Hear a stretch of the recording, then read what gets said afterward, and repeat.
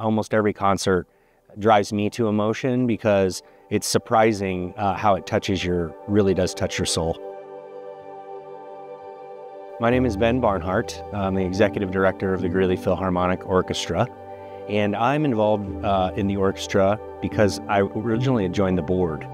I have a background in fundraising and development work in the community, and my friend, the former Executive Director, CEO, invited me to join the board to help connect to the community. I fell in love with the music.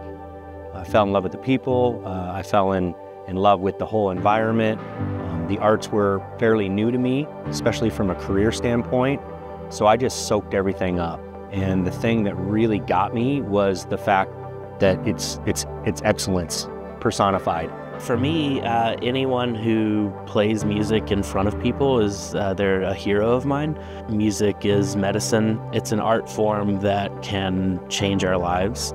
And so I just have a great admiration and respect for the people that pull it off. We have a newly resurrected Greeley Phil Youth Orchestra, which the Greeley Phil has historically had a youth orchestra on and off throughout its 113 years of existence. I think the continuity of the GPO is inspiring.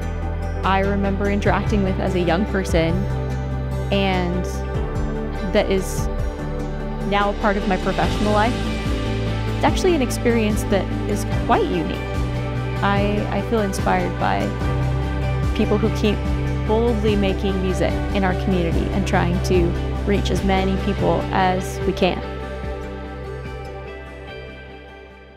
She's here with Dylan Fixmer on stage. Let's give her a big round of applause for winning the 2024 high school level Magic Baton Melody Contest. In 6th grade, I joined orchestra and got my mom's old violin, started playing. I hated it. I was actually going to quit a few months before the contest, but I think it really changed. When I won, I was shocked, of course, and I didn't really know what to expect, and I was like, oh wow. I just thought it was like, okay, it's another accomplishment, but then I went to the event and I saw it being played and how passionate other people were about this. Seeing people that really love this and this is what they do and this is what they live for and breathe for, it really changed my view on it.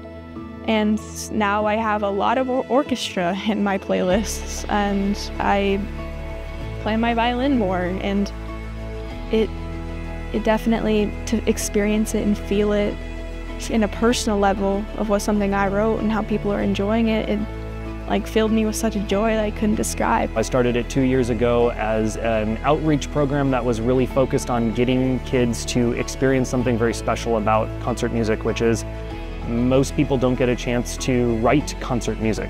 So I wanted to give those students a bridge between their musical ideas and thoughts and the concert. I go and do workshops with students in the schools to kind of get them familiar with habits of creation in terms of very open-ended questions around composition. If I create a poem, how can I set it to music? If I just have 4 notes, how can I take those 4 notes and develop them out into a melody? Those partnerships are really helpful, and probably the most tangible way that's looked is having Dylan come in and work with my students. And he's such a phenomenal teacher that I have learned a lot from watching him teach my students, which is always amazing.